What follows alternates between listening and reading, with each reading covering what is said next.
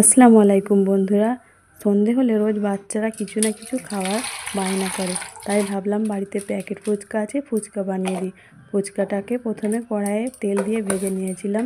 ভেজে নেওয়ার পর ওখানে আমি ফুচকার পানিটা তৈরি করে নিয়েছি। ফুচকার পানি তৈরি করতে আমি তেঁতুল গোলা পানি, লঙ্কা গুঁড়ো, ধনে গুঁড়ো, জিরে গুঁড়ো, কিছু ভাজা মশলা, ধনে পাতা কুচি, লেবু কুচি দিয়ে আমি পানিটা তৈরি করে নিয়েছিলাম। ফুচকার পুর বানানোর জন্য মটর সিদ্ধ, ছোলা, কাঁচা ছোলা ভেজানো, আলু সিদ্ধ, পেঁয়াজ কুচি, ধনে পাতা কুচি, কাঁচা লঙ্কা কুচি, লঙ্কা গুঁড়ো, ধনে গুঁড়ো, কিছু ভাজা মশলা, তেঁতুলের টক এবং লেবুর টক দিয়ে পুরটাকে মেখে নিয়েছিলাম। ফুচকার পুর তৈরি করার পর ফুচকা খাওয়ার জন্য রেডি।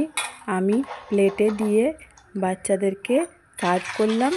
ওরা খেয়ে বলল, মা খুবই স্পাইসি হয়েছে।